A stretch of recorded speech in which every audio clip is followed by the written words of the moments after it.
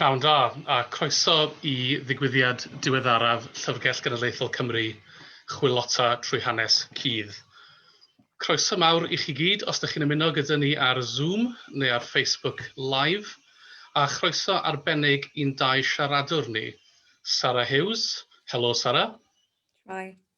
Mike Parker, helo Mike. Helo Ifor. Mae'n ddigwyddiad i heno ar y cyd gyda'r Eisteddfod Genedlaethol a Maes ar y Maes, ac mae'n rhan o weithgarwch dathlu a chodi proffil hanes lesbiaidd hoyw deurywiol traws a plus yng Nghymru. Mae'n sgwrs ni heno yn Gymraeg. Our conversation this evening will be in Welsh. Simultaneous translation is available for those watching on Zoom. If you could please click on the interpretation button, the globe icon on your toolbar, and select the English language option. And please report if you have any issues in the chat. I hope translation is sorted for you there.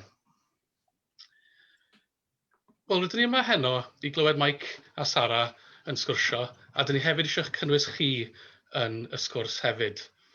Wrth iddyn nhw sgwrsio, mae croeso i chi roi sylwadau neu gwestiynau yn y blwch Q&A sydd ar waelod y sgrin.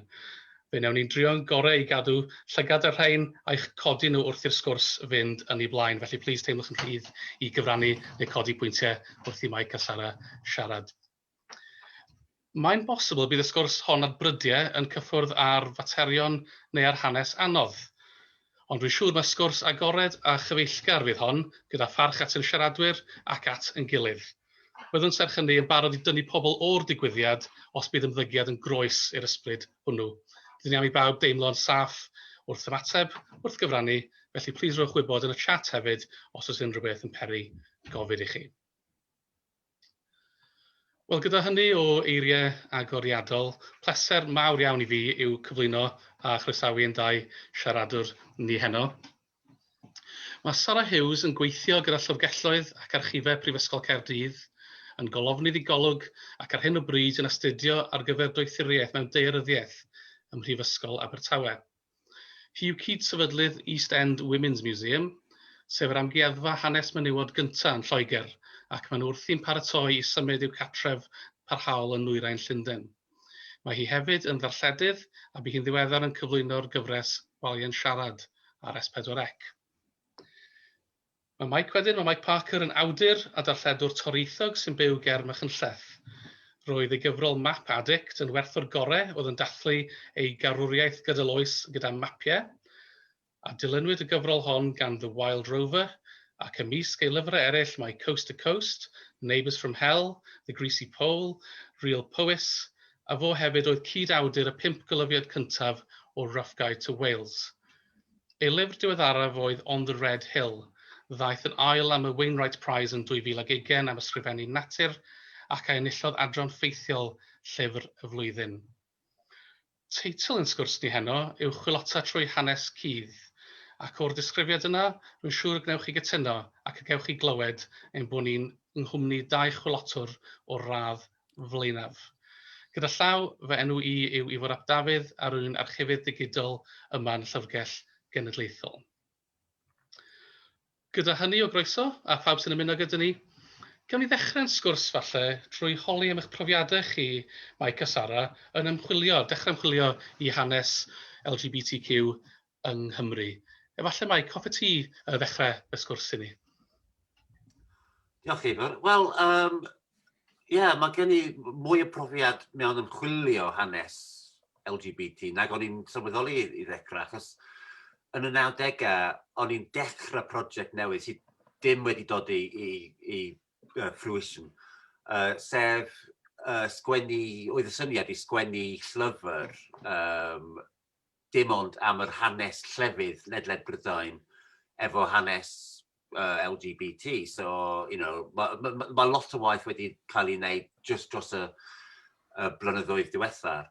Ond, bron 30 mlynedd yn ôl oedd y bwriad i wneud o fi. A dwi'n cofio pam un o'r resymau pam wneith y prosiect i fruition, na wneith y prosiect i fruition, oedd achos oedd pobl mor anodd i derbyn bod mae genddo nhw hanes LGBT yn ein llefydd nhw. A dwi'n cofio cael lot o sgwrs efo pobl sydd jyst yn gweld pan nes i cysylltu â nhw ac yn dweud, dwi'n sgwennu llyfr sydd yn delio yn yr hanes hoyw ac yn y blaen. Well, stop right there.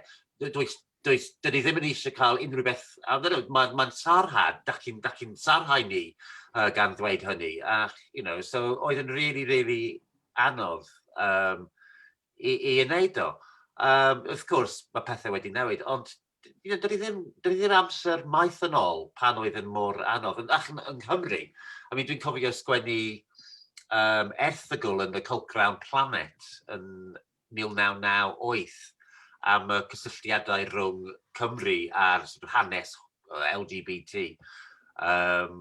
Ac either syth i'r papurau newydd oedd yn y Welsh Mirror, dwi'n cofio, ac wnaeth y Welsh Mirror yn cysylltu â'r cynghorydd yn y cymoedd, cynghorydd Llafur, a dwedodd o yn y papur bod dwi wedi creu national slur gan siarad am y pwnc pethau LGBT ynglyn â Cymru. A dwedodd o hefyd, if I met him, I'd hit him. So, dim ond, 3 ar 20 mlynedd yn ôl. So dyna sut mae pethau... Just dychmygwch nawr, unrhyw cynghorydd mewn cyngor lleol yn dweud rhywbeth tebyg i hynny nawr. Just, no way. Diolch beth. So pethau wedi newid, lot. Mae'n rhyfedd bod ti'n sôn am y Mirror, Mike, achos o ran y profiad mwyaf diweddar ges i hefo archifau LGBTQ, o'n i'n chwarae gêm o be o'n i'n galw yn archive battleships. Right. Dwi'n meddwl mae'r cyfieithydd oedd llongi bang bang yn archifau Prifysgol Caerdydd, lle oedd pobl yn rhoi cyfeirnod i fi ar Twitter a wedyn o'n i'n mynd i nôl beth oedd yn y bocs ac yn datguddio beth oedd yn y bocs a ffeindio cofnodion achos llys Liberace yn erbyn y Mirror yn 1959, achos mae archif yn newyddiadurwr yna ganddo ni, mae'r enw gynnau rola, Cassandra oedd i enw barddol, ddydyn ni, a ffeindio trawsgrifiad o'r achos hwnnw a gweld oedd bod yn hoyw yn ddyn hoyw yn anghyfreithlon yn y cyfnod hwnnw. Dwi wedi gorfod sgwennu hwn lawr achos oedd y disgrifiad o Liberace nath o fynd â nhw i'r llys. Mae un o'r pethau mwyaf cwyr dwi erioed wedi ddarllen, ond da ni'n meddwl sy'n ni'n gallu darllen i chi, mae'n deud, nath nhw alw fo, a mae'r un llaw mor homophobic hefyd, the summit of sex, the pinnacle of masculine, feminine and neuter. Everything that he, she and it could ever want. A deadly, winking, sniggering, snuggling, chromium-plated, scent-impregnated, luminous, quivering, giggling, fruit-flavoured, mincing, ice-covered heap of mother love. A mae hwnna i fi... Mae'n swnio fel drag queen really dda, dydy. Ac dyna oedd y profiad i fi, unwaith eto ti'n dod ar draws y pethau yma, a maen nhw ar un lefel yn bethau cenedlaethol neu'n rhyngwladol bwysig, ond maen nhw yn taro ti ar lefel weddol bersonol, oedd gweld bod y wasg yn cael siarad am ddynion hoyw mewn ffyrdd ar y pryd fydda'n wirioneddol ddilornus ac yn ei cyhyddo nhw o dorri'r gyfraith ag ati. Mae'n chwerw felys iawn darganfod rhywbeth, mae hwn yn rhywbeth LGBTQ falle, allwn ni ddefnyddio fo yn y dyfodol i ddeud stori wahanol, ond ar y llaw arall mae cost bersonol rhai o'r casgliadau mae'n gallu bod yn weddol boenus weithiau i ddod ar ei traws nhw. Na'n union, a yn fy mhrofiad i, mae'r, wrth gwrs, pan dyn ni'n dibynnu ar yr archives ac yn y blaen, mae'r rhan fwyaf y tystiolaeth swyddogol yn dod allan o, achosion llys ac yn y blaen. So mae'n sgiwio y syniad o be mae hanes LGBT, achos dyn ni'n just darllen lot o stwff, diflas. Pan o'n i'n ymchwilio on the Red Hill, right yn y diwedd, gan bach o good luck, really. Nes i just darganfod llyfr. Wrth gwrs, doedd pobl ddim yn cadw llyfrau a dyddiaduron ac yn y blaen. Dynion hoyw ddim yn cadw nhw yn y 50au, 60au, achos oedd yn cael eu defnyddio mewn achosion llys, fel tystiolaeth i prosecutor nhw. So, mae hynny wedi digwydd yn aml iawn. So, wnaeth i darganfod un llyfr sydd wedi cael ei cadw gan Reg, achos oedd yn ar ôl y marwolaeth i fam. Ac i cariad ar y pryd, 1949 oedd fe. Ac just efo bach o look, o'n i'n gallu just mynd yn ôl, oedd yn grŵp o hanes lleol yn y bentre yn Hampshire, lle oedd y dyn yn byw ar y pryd yn 1949. Ac just efo fel dweud i, a lot o luck, really. Nes i ddarganfod bod neith i cacar oherwydd dim ond achos mae wedi mynd i wely efo dyn. Dim ond, ach neith y dyn yn troi y tystiolaeth yn erbyn o mwyn dianc y charge, really. So mae hynny yn digwydd a lot hefyd. So, dyn ni'n gweld byd yn anffodus o wir allan o'r archifau ac yn recordion swyddogol, wrth gwrs. Ond i fi, dwi'n darganfod rhywbeth, a dwi'n siŵr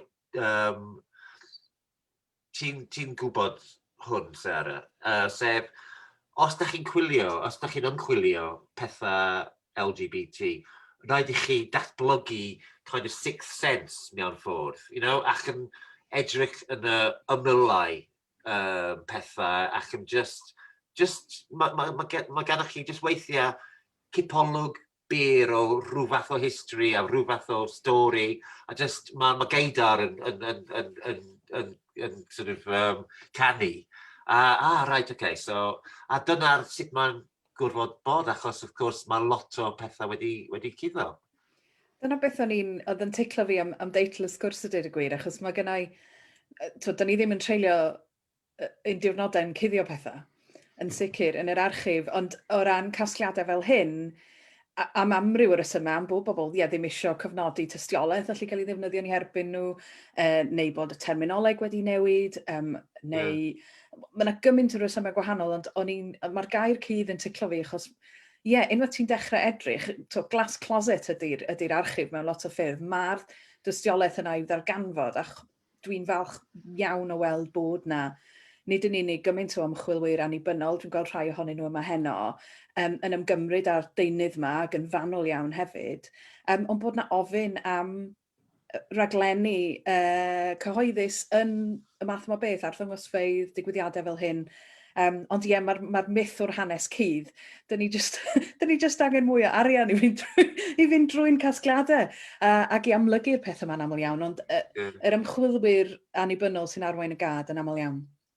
Ie, ti'n iawn, dyn ni'n angen mwy o resources, really, just mwyn dilyn llwybra hunches, achos dyna'r beth sy'n ei angen nawr, really, ydy just, joining the dots mewn ffordd. Ac yn aml iawn, mae dots yn, mae'n spread far and wide, Ie, mae'r elfen, ffordd chi'n cyfeirio at yr elfen honna o siawns, yr elfen o look, falle o serendipity, ynghyd a geidar, neu ynghyd a beth sydd falle ar yr ymylon, neu beth sy'n cael ei ganfod gan y gymuned sy'n tyfu o ran ymchwilwyr i'r maes. Mae hynny yn bwerus iawn yn dechrau datgelu y llun mwy, ac yn sicr dros neb yn trio cuddio dim byd mewn unrhyw archif, boed yng Caerdydd, boed yn Lyfrgell Genedlaethol, gwneud pethau ar gael ydy cenedwri a chenhadaeth sefydliadau a rhannu hyn, gyda cynulleidfa o'r eang y phosib Cymru a thu hwnt. Ond mae'r gair cudd yma, falle bod hwn yn cyffwrdd ar un elfen chi falle wedi cyffwrdd arno fe'n barod yn rhannol. Felly falle meddwl am y cwestiwn, ydy o'n deg neu gywir i ddweud yn draddodiadol, mae hanes heb ei gofnodi ydy o, ond yn gwirach i ddeud, mae hanes cudd ydy o. Dwi'n gwybod chi dechrau sôn am hyn. Dwi'n gwybod so ti'n falle licio datblygu hynny chydig bach yn fwy, Sara, i ddechrau? Ie, un o darnau waith mwy dylanwadol arna yw gwaith gan Jack Halberstam o'r enw The Queer Art of Failure. Ac yn hwnnw mae Halberstam yn amlinellu sut mae'n cysyniad ni o lwyddiant yn enwedig yn y gorllewin, yn rhywbeth weddol heteronormatif. Hynny yw, hyd yn oed ar lefel y dosbarth canol, y tŷ, y car, y teulu, y plant yn neud yn dda, swydd sefydlog ag ati. Yn aml iawn, mae bobl LGBTQ yn byw tu hwnt y strwythur yma, ac hefyd mae'r syniad mae lwyddiant yn bwysig iawn i archifau yn y gorffennol. Os ydych chi'n meddwl am beth sy'n ei rhywun yn gymwys i gael ei cofio. Mae rhaid nhw fod yn weddol barchus, dim gormod o scandal neu lot o scandal. Mae eisiau bod nhw wedi gallu cyflawni hyn a hyn o bethau, falle bod nhw wedi llwyddo i maes, falle bod nhw wedi, wel, yn enwedig yn hanes menywod, maen nhw wedi priodi rhywun pwysig a maen nhw wedi cael plant pwysig hefyd. Felly mae'r syniad yma o hanes cudd, yn sicr yn y gorffennol, dwi'n ni ddim yn casglu hanes LGBTQ. Dwi'n meddwl oherwydd bod ni'n edrych am ffigurau falle oedd yn llwyddiannus a'i casgliadau nhw sydd yn waddol, sydd yn dod i ni. A dyna pam fel oedd Mike yn sôn, pan dyn ni'n edrych ar achosion llys, achosion o fethiant. Dyna lle dyn ni'n ffeindio lot o faramenin yr ymchwil yma. Ond mae wastad cwestiwn i fi, falle pan mae rhywun yn dweud bod rhywbeth yn gydd, pwy sy'n cuddio fe? Ac achos mae yna gysyniad hefyd yn Yves Sedgwick o paranoid knowledge. So unwaith chi'n darganfod rhywbeth bach, bod y menydd yn mynd, mae rhaid bod rhywun wedi cuddio'r stori gyfan oddi wrthau. Ond yn sicr iawn, mae yna lot o waith i'w wneud. Pan o'n i'n rhoi y rhaglenni LGBTQ ymlaen, pan o'n i yn Sain Fagan, 2009, 2010, oedd y galw ddim yna. Oedd e'n rhywbeth o'n i'n neud gyda chymunedau, a'r cymunedau yna o'n i wedi cyhoedd oedd yn troi lan. Rhywbeth diweddar iawn yw'r ymchwil yma o alw, a dwi'n llawn o beithio bydd e wedyn yn gyrru'r ymchwil, yn gyrru'r catalogio, yn gyrru gwelededd y casgliadau yma. Fel bod nhw yna i bawb i mwynhau tu hwnt i fis Chwefror hefyd. Ga i just ofyn i ti, Sara? Ydy yn y profiad di, really, ti wedi ffandio pobl mewn, sort of the bosses, really, yn cefnogol i syniad o ymchwilio mwy yn y pwnc yma? Mae wedi amrywio, yn sicr ar lefel gorfforaethol, pan o'n i'n gweithio mewn sefydliadau eraill, mae yna elfen o ddwyn perswad, ond yn sicr yn Prifysgol Caerdydd, mae'r archif yn gefnogol iawn i'r math yma ymchwil. Un peth sydd yn effeithio yna fe, yw'r ffordd mae'r stwff yn cael ei ariannu. Mae'n cael ei weld fel sort of special project.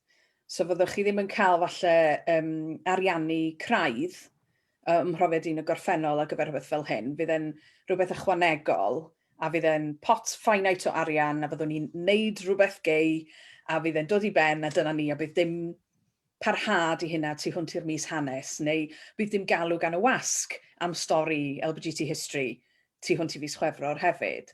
Felly dyna di'r peth, really. Dyn ni wedi arfer trinau fel mis hanes bobl ddion. Mae'n bron yn ystrydeb nawr i weid, every month should be Black History Month, ond dyna beth yw yn anffodus yn aml iawn. Dim ond ambell waith des i ar draws, fi'n cofio ni wedi rhoi un digwyddiad ymlaen gyda lle o'n i arfer gweithio, ac oedd rhywun wedi newid LGBT History Month i Love Month, achos o'n nhw ddim yn gyfforddus gyda diffinio fe fel rhywbeth. Well, it's excluding an awful lot of people, right? Just all have hugs. Achos mae'r rhai pobl falle'n gweld efo mwy o risg. Achos eto, maen nhw'n meddwl am y straeon negyddol yma yn hytrach na falle straeon mwy rounded fel ges ti gyda Reg a George. Wrth gwrs, gawson nhw lot o drafferth hefyd. Actually, ga i just plygio digwyddiad wythnos nesaf ar gyfer, achos dwi'n dweud... A chroeso, Mike, a chroeso. Just pan o'n i'n sôn amdano nhw, before the Red Hill, dwi'n sort of agor archive nhw, really, o lluniau, cyn newid y cyfraith yn 1967. So, mae just miloedd o'r lluniau.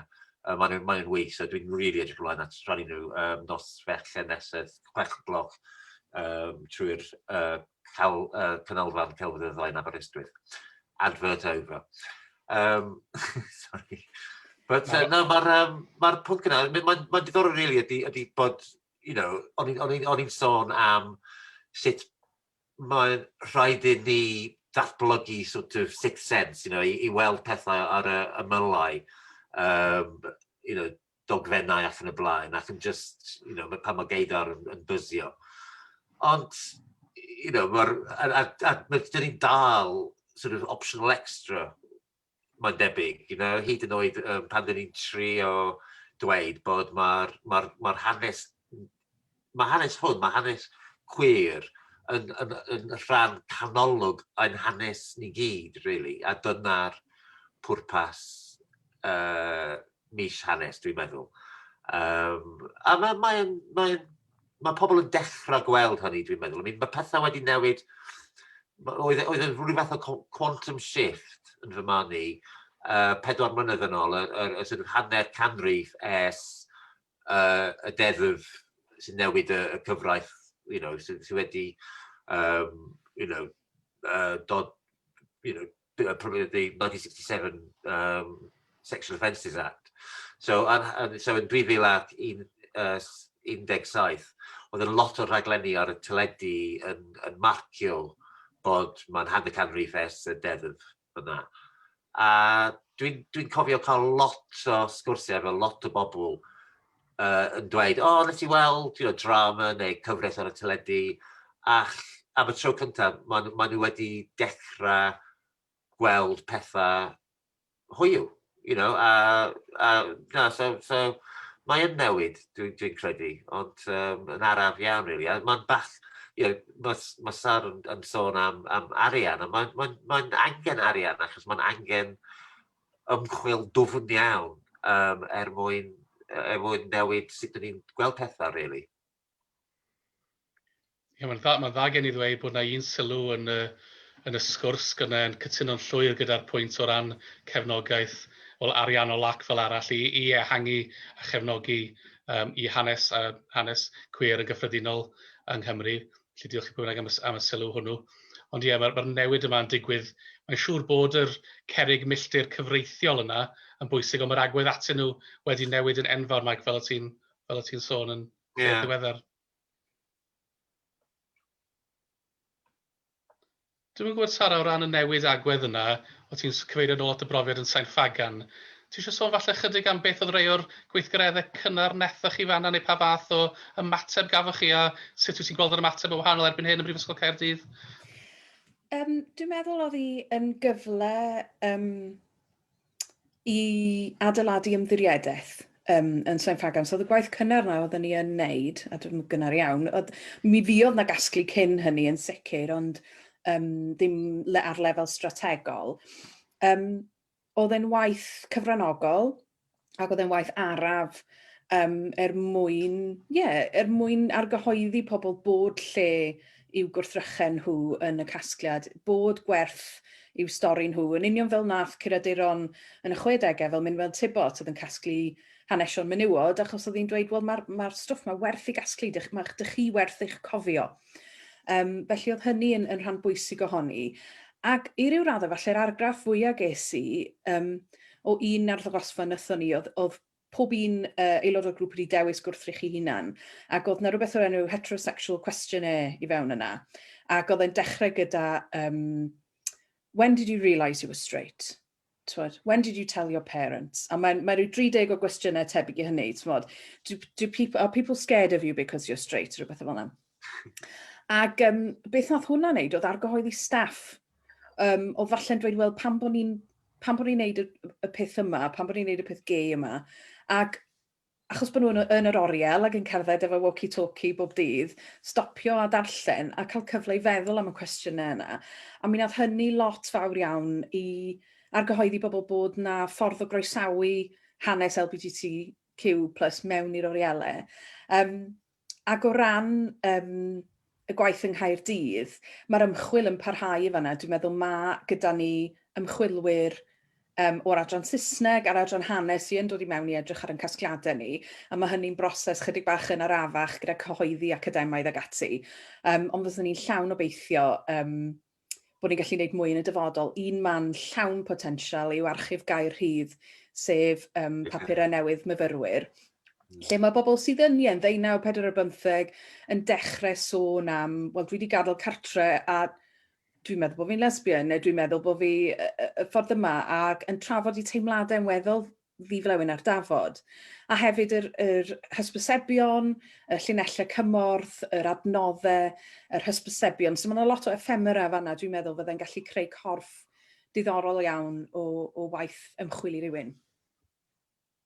Dwi'n cofio gweld yn y llyfr gan Darrell Leaworthy, A Little Gay History of Wales. Mae wedi defnyddio lot o small ads, hysbysebion, yn y papur ac yn y blaen. Ac unwaith eto, wrth gwrs, oedd pobl, rhaid i pobl yn defnyddio kind of code, looking for a bodybuilding friend neu rhywbeth tebyg i hynny. Ond pan da chi'n dysgu sut i kind of decodio pethau, mae popeth yn agor, ond mae'n really angen, just pobl sydd yn mynd right i mewn, ac mae'n job enfawr. Sara, ti'n ffandio bod pobl, mae mwy o pobl nawr, fel myfyrwyr, really, sydd yn efo diddordeb yn y ymchwil fel hwn. Ti'n ffandio hynny? Yn sicr, dwi'n meddwl bod mwy o ymholiadau yn dod i fewn, yn sicr mae bobl yn fwy eangrydig. Ges i'n addysgu yn ysgol penweddig o dan Section 28, so dwi'n cofio hyd yn oed yn, wedyn ni 90au hwyr, bod ni'n cael, dwi'n cofio pryd o'n Section 28 i ben nawr, ond gweld fideo addysg rhyw ac oedd yn esbonio bod bobl hoyw, they're just really, really good friends, oedd rhyw fideo yn Saesneg yn anffodus.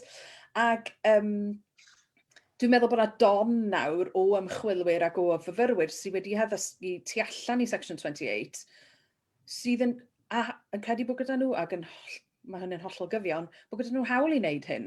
Maen wedi cael yr addysg yna lot cynharach, mae wedi cael ei normaleiddio, achos dim ban ar siarad am y peth yn yr ystafell dosbarth, a fel rhan o addysg iechyd ag emosiynol ag ati. Felly, wrth gwrs, mae bobl yn teimlo lot mwy entitled i'r deunydd yma, mae hynny'n beth da iawn hefyd. Ie. Ac wedi newid yn gyflym, mewn ffordd. Yndi, oedd gennau ddiddordeb yn dy brofiad i oedd ar ganfod archif Regio George a deud y gwir, o ran, oedd hwnna fel edrych mewn i rhywbeth cyfrinachol, neu oedd hwnna'n rhywbeth o ti'n teimlo bod gen ti hawl iddo fe?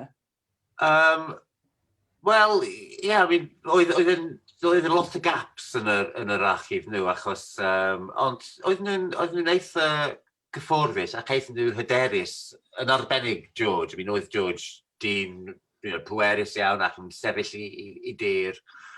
A dim yn becso, ond wnaeth nhw symud i Sir Drefaldwyn yn 1972, so dim ond 5 mlynedd ar ôl newid yn y cyfraith. A mae hynny yn teimlo anhygoel mewn ffordd nawr. Ond dwi wedi yn ostod yr ymchwil y llyfr, nes i siarad efo lot o pobl lleol am atgofion nhw, Regent George, o reit o'r dyddiau cynnar. Ac, dwedodd pawb, wel, dyn ni gyd yn gwybod beth sy'n digwydd, ond oedden nhw'n dynion clen a dynion nais a aelodau y cymuned, dyn ni'n hapus iawn i gadw nhw. A fod yn onest, dwi'n credu bod mae'r merched yr ardal, yn arbennig y merched y farmwives, wedi penderfynu bod maen nhw'n iawn, a dyn ni'n mynd i derbyn nhw yn yr ardal, ac wneith y dynion just, mae merched wedi penderfynu, a dyn ni'n mynd i derbyn nhw. Ach, so gath nhw bach o trwbl, gan, ychydig o bobl, ond dim llawer.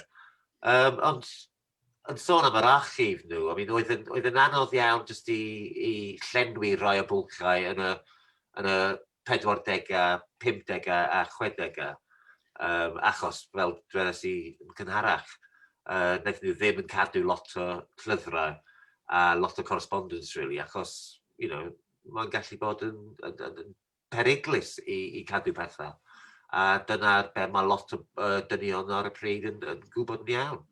Da chi ddim yn cadw unrhyw, hyd yn oed, oedd yn enghraifft horrendous yn Lyfrgell yn y 40au, pan oedd yn treial enfawr o mwy na 20 o ddynion.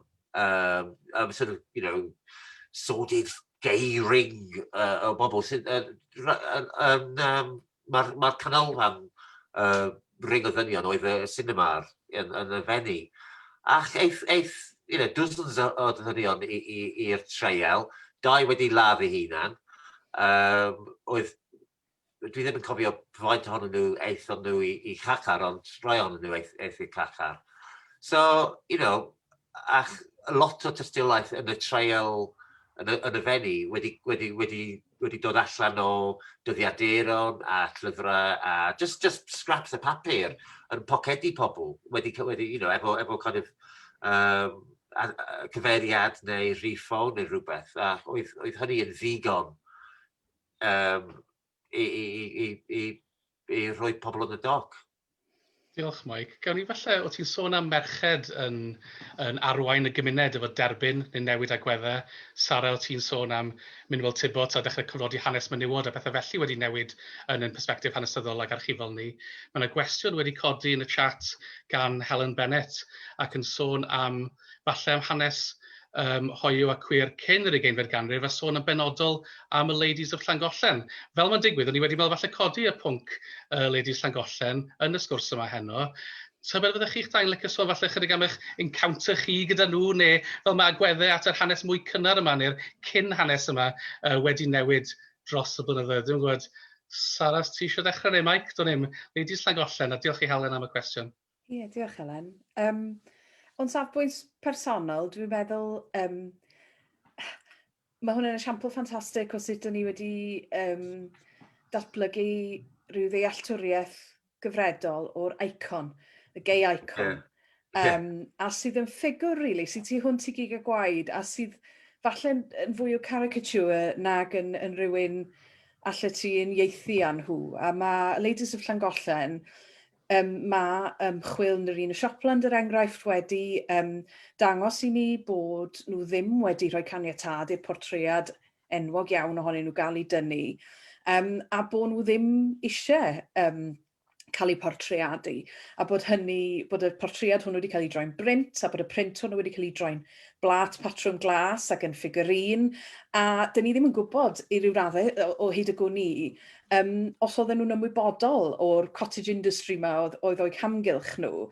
Ond dwi'n meddwl bod yna rhywbeth really queer am wisgo het uchel a tails a dweud, peidiwch a edrych yna, peidiwch a tynnu portread ohona i. Ond mae'r cwestiwn yna o consent, mae'r cwestiwn yna o ddweud, maen nhw wedi cael eu troi yn rhyw fath o ysrydeb. Beth allwn ni ddeall amdanyn nhw fel menywod cymleth ac o gefndiroedd anuchel iawn ac y ffaith bod nhw wedi ffoi o Iwerddon.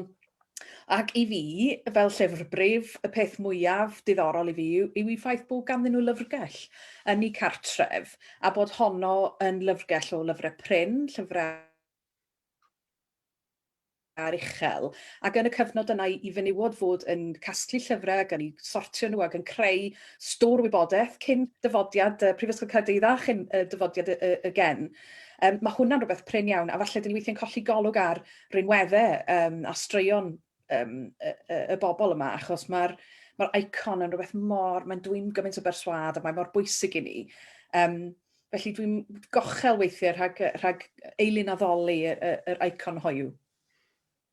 A beth ti'n sôn yna, Sara, am sut maen nhw, wrth gwrs mae'r stori ydi bod maen nhw'n ffwy Iwerddon, fel dwedes ti, mwyn sefydlu gatre yn Llangollen. Ydy yn wahanol, ti'n meddwl, i bobl sydd wedi dod i Gymru o tu allan? Oes na kind of different standards mewn chwarae, falle?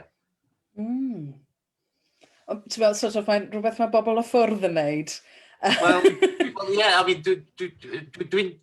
weithiau, dwi'n wonder, dwi wedi bod yn sort of recipient o hwn, achos, mae'n dod o Worcestershire, so what do you expect? Mae yna rhyw myth yn does bod y cwirs ifanc Cymreig yn symud i Gaerdydd neu Fanceinion neu Lunden, a wedyn bod bobl hŷn falle yn symud i Gymru. Ond dwi ddim yn gwybod faint o wirionedd sydd yn hynny. O'n i'n licio bod ti wedi sgwennu am gefn gwlad o safbwynt cwir yn On the Red Hill, achos dim hinterland yw e, mae'n gymaint o rhan o hanes LGBTQ a'r ddinas, dwi'n meddwl. Ie, na, ti'n iawn, mae'n wahanol yn y cefn gwlad. I mean, yn glyn ar the ladies efo... I mean, mae'n amhosib jyst i sôn amdano nhw heb gweld mae'n jyst amhosib. Mae'n dod syth i feddwl. Ac pan o'n i'n ymchwilio nhw unwaith, dwi'n cofio gweld... Deithon nhw i mewn i ffasiwn, bob... Pryd bynnag mae'r cyfnod anodd, mae rhyfel, neu depression, neu recession. Mae'r ladies of Llangollen yn dod yn ôl roed i'r golwg ni fel cymdeithas, a mae'n mynd mewn a allan o ffasiwn trwy'r amser, really. So mae'n un icon, mae'n un totem mewn ffordd o rhywbeth, dwi ddim quite sure. Be mae'n un totem am yn newid dros y ganrifoedd hefyd. I mean, but yn profiad i, mae gen i cwpl o pethau diddorol. Just yn y bywyd fi, sut mae'r agwedd tuag at nhw wedi newid hyd yn oed yn y 30 mlynedd diwetha. I mean, dwi'n cofio ffilmio o gyfer un o'r rhaglenni teledu fi pan o'n i'n mynd o gwmpas Cymru efo campervan ar ci. Cyfres o'r enw Great Welsh Roads yn y sort of 2004, 5, 6. Wnaethon ni ffilmio yn Plasnewydd yn Llangollen, ac dwi wedi gwneud cyfweliad efo y reolwr yr amgueddfa, sydd yn gweithio o gyfer cyngor Sir Ddinbych, wrth gwrs. Mae'n redeg gan y cyngor. A dwedais i yn y cyfweliad, well, can we... No, what was the question? Dwi wedi sôn amdano nhw fel lesbian couple, a dwedodd y dynes, y reolwr Plasnewydd, no, we can't say that, we cannot say that. A o'n i'n pam lai. Ac ar ôl y cyfweliad, dwi'n cofio oedd hi'n grac iawn bod y gair defnyddiodd hi oedd bod dwi wedi ambwsio hi yn ostod y cyfweliad efo cwestiwn, a na, dim o gwbl. Wnaeth nhw rannu gwely bob nos am mwy na hanner canrif, ac siwr o fod ni'n gallu dweud o defnyddio y gair lesbiaidd amdano nhw, a os na, pam lai. Ond, mae pethau wedi newid hyd yn oed ers hynny, so 15 mlynedd yn ôl. Ond tym bach cynharach, mae gen i llyfr, a licwn ni rhannu extract bach o'r llyfr hon. Da chi'n gallu gweld hwn, o You Two Together, yr enw fo. Mae'n A Gay and Lesbian Guide to Europe, wedi cael ei cyhoeddi yn 1992, so bron 30 mlynedd yn ôl nawr. Gan Lindsay Mann-Gelder and Pamela Robin Brandt, a mae'n cwpl lesbiaidd o Effrog Newydd, a mae'n real kind of sassy, New York dykes with attitude, a mae'n teithio o gwmpas Europe ac yn sgwennu, I mean, really, mae'n just jolly iddyn nhw, a mae'n sgwennu am eu gwyliau nhw. A so, mae'n dod i Brydain, a dim ond 3 lle yn Brydain sydd yn cael ei o dan y golwg nhw. So, Llundain, wrth gwrs, Brighton a Llangollen, oherwydd the ladies of Llangollen. So, mae'n cyrraedd Llangollen ac yn mynd i mewn y swyddfa bwrdd croeso yn y dre, mwyn gofyn, dyn ni'n cwpl lesbiaidd, dyn ni'n angen aros yn yr ardal, lle dyle pobl hoyw a lesbiaidd yn mynd yn yr ardal yma, a dyna'r ymateb yn y swyddfa bwrdd croeso Cymru. The woman in the tourist office, however, all but warned that gay visitors better commute 200 or so miles each way from London if they wanted friendly quarters. I'm quite sure they could not find a room. People here are very narrow-minded, she assured us with some pride. They're not used to seeing this sort of person. We suggested that because of the ladies, the town had no doubt been doing a brisk business in the queerer variety of visitor for generations. Oh no, she sputtered. I'm sure you're quite wrong. We counted that several hotels had already told us they would welcome any gay guests we sent them. Well, don't you believe them? She harumphed. They may have said that, but people will say anything. Why, they sometimes say they'll take dogs, but they don't mean it. So, mil now die, oedd y profiad yna. So, mae'n amhosib i dychmygu bod pethau fel na dal yn digwydd. Diolch beth, really. Ie, ni'n sôn fan hyn am eicons, a falle ni achos nhw, mae'n amhosibl meddwl bod pobl ddim yn gwybod, neu ddim yn sylweddoli, neu bod yna ddiwydiant bron yn bodoli o gwmpas nhw fel eicons, fel y Sara'n sôn. Mae'n y gwestiwn wedi codi gan Mair Jones fan hyn, yn meddwl, a dwi falle'n ar y lleid o be mae Mair yn honni, ond sôn am sut mae pobl falle'n teimlo am ofyn cwestiwn am bobl llai enwog. Beth oedd y pobl hanes LHDT ddim eisiau cael ei awtio? Sut ydyn falle teimlo am siarad amdanyn nhw? Mae rhai pobl falle'n becso os oedden nhw eisiau i bobl wybod. Sut fel falle haneswyr neu chwilotwyr neu archifwyr dylen ni drin ar fath yna o gynsern neu gael cwestiwn gan rhywun o'r gymuned? Yn gryno, dyma falle lle mae defnyddio labeli cyfredol i ddisgrifio perthnasau yn y gorffennol yn rhywbeth falle fel rai sy'n gweithio mewn sefydliadau cof a chofio, lle dyn ni'n gorfod bod chydig bach yn fwy gofalus. Achos, weithiau chi'n cael archif bersonol rhywun a mae yna, falle bod yna embargo ar rhywbeth, neu falle bod y plentyn y person sydd wedi rhoi hwnna i ti, a rhyw fath o ofynion, neu mae yna rhyw lefel arall o, dim o olygu, ond o, falle o chwynnu neu amddiffyn person. Mae labeli, wrth gwrs, yn wirioneddol bwysig i ni mewn archifau llyfrgelloedd, achos dyna sut ydyn ni'n gwybod lle mae popeth. Ond mae hyd yn oed hynny heb i broblemau, mae rhai systemau cofnodi, enghraifft, dal i roed pethau llyfrau yn arbennig o ddiddordeb hoyw drws nesau bethau ynglyn â camdrin plant. Achos dyna sut mae'r system rif wedi cael ei datblygu dros y blynyddoedd, a dyna ni. Felly mae'r cwestiwn o labelu a beth ni'n galw bobl a faint mae bobl eisiau ddangos. Mae gwaith archifwyr fel sydd gyda ni Alison Harvey yn Prifysgol Caerdydd. Mae hi wedi gweithio gyda archifau cwir yn y gorffennol a mae gwybodaeth hi, mae hi mor sensitif yn sut mae hi'n delio gyda'r deunydd. A falle i ni, mae'r fenyw yma sy'n archif Collingwood, mae'n gwisgo 3-piece tweed suit, mae'n seithi shotguns, mae'n byw gyda menyw, mae'n greu 7 cath. Allwn ni ddathlu hi yn y swyddfa fel rhywun dyn ni'n meddwl amdano fel eicon cwir.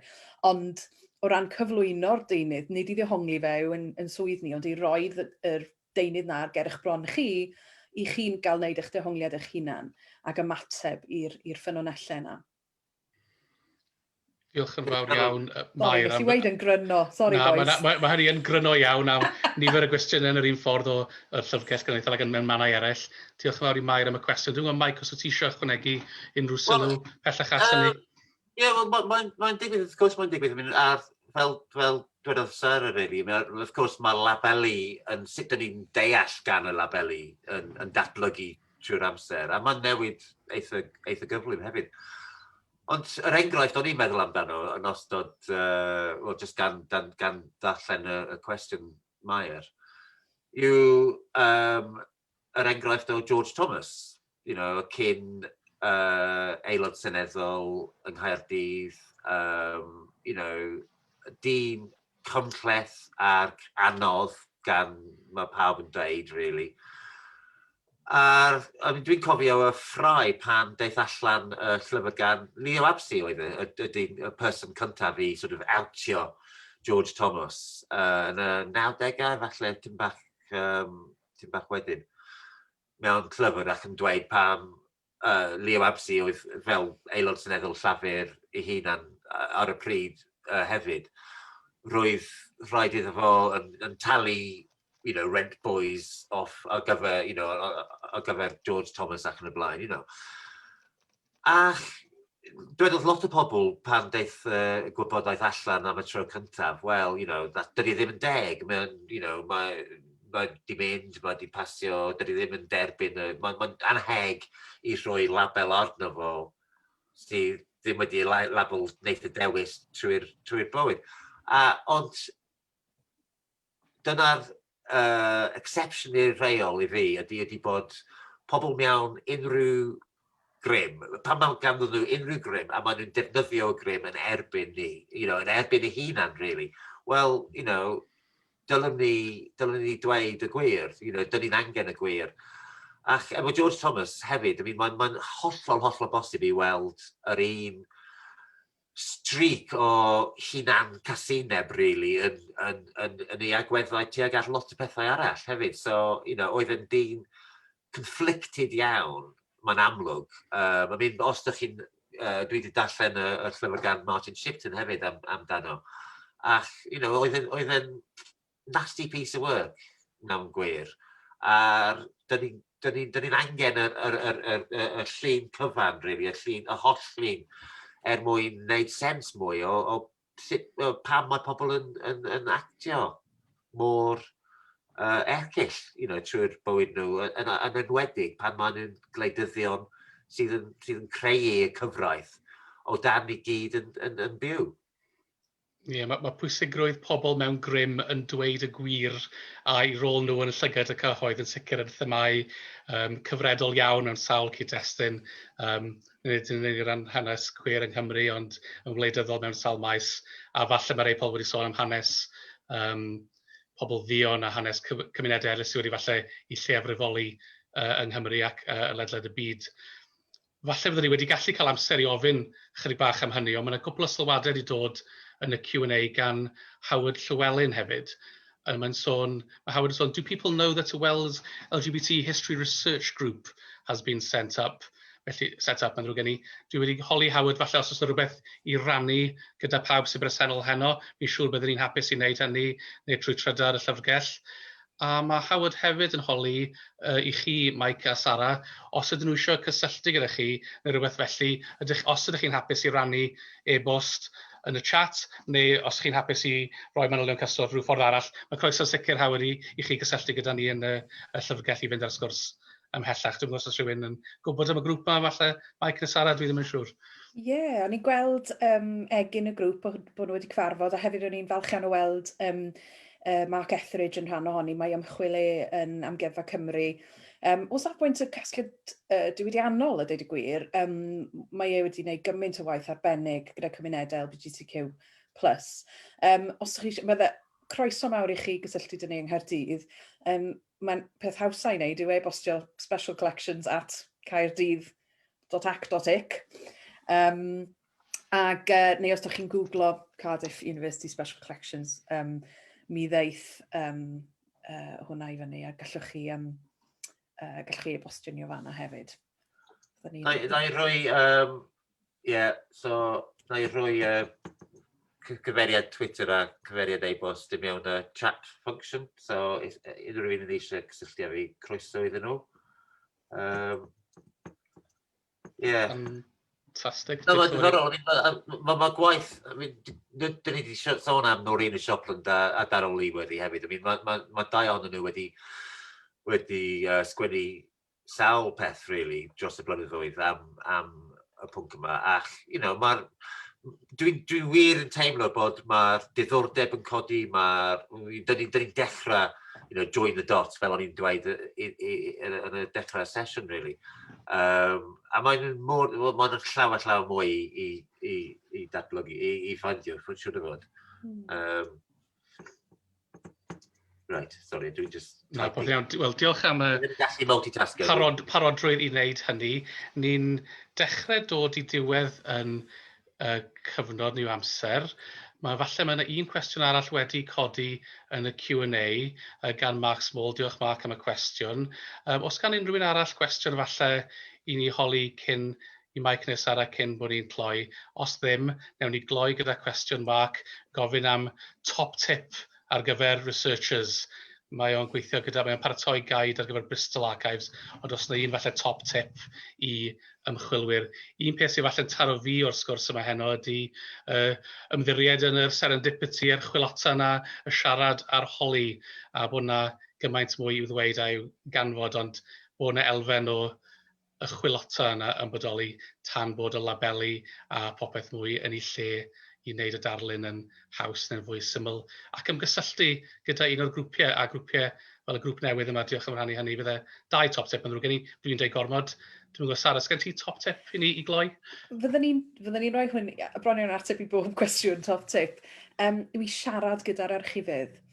Mae dod ar draws archif fel BGCQ, unrhyw fath o ddeunydd, mae yna broses o ddod i adnabod y deunydd yma, o'i drefnu fe, ac yn aml iawn, dyn ni'n mynd siarad digon am beth mae'r archifydd yn ei ddysgu wrth roi trefn, wrth sefydlogi, wrth drefnu gwaith cadwraeth, beth maen nhw'n ddysgu am, achos mae rhai o beth yma lle ti'n gofod darllen pob un llythyr gan y person yma yn drylwyr er mwyn ti allu didoli fe neu roi yn y man cywir a fel bod ymchwilwyr yn gallu dod o hyd iddo fe.